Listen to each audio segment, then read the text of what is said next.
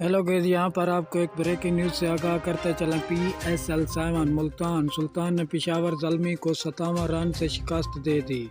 हम आपको मुकम्मल अपडेट से आगाह करेंगे। इससे पहले अगर आप हमारे चैनल पर न्यू हैं या पहली बार विजिट कर रहे हैं तो चैनल सब्सक्राइब करें, साथ दिए गए बेल आइकन को ऑल पर कर दें ताकि हर नई आने वाली वीडियो आप तक बआसानी पहुँचती रहे। तो आपका कीमती वक्त ज़ाय किए बगैर चलते हैं वीडियो की तरफ।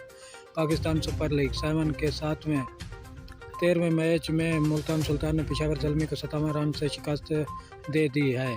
कराची के नेशनल स्टेडियम में ज़ल्मी के कप्तान वहाब रियाज ने टॉस जीतकर मुल्तान सुल्तान को पहले बैटिंग की दावत दी। मुल्तान सुल्तान के ओपनर ज़ीशान मकसूद और कप्तान मोहम्मद रिजवान ने टीम को शानदार आगाज़ फराहम किया। शान मकसूद ने 25 गेंदों पर 5 चौकों की मदद से 35 रन की इनिंग खेली और जब टीम का स्कोर 85 रन पर पहुंचा था तो शोएब मलिक की गेंद पर आउट हुए। कप्तान मोहम्मद रिजवान ने सेंचुरी मुकम्मल की। शोएब मकसूद ने 127 के स्कोर तक कप्तान का साथ दिया और 1 चौके और छक्कों की मदद से 27 रन खेलकर उस्मान कादर की गेंद पर बोल्ड हो गए। मोहम्मद रिजवान ने 53 गेंदों का सामना करके 8 चौकों और 1 छक्के की मदद से 82 रन की इनिंग खेली। शुक्रिया नाजरीन, हमारी वीडियो देखने का मिलते हैं।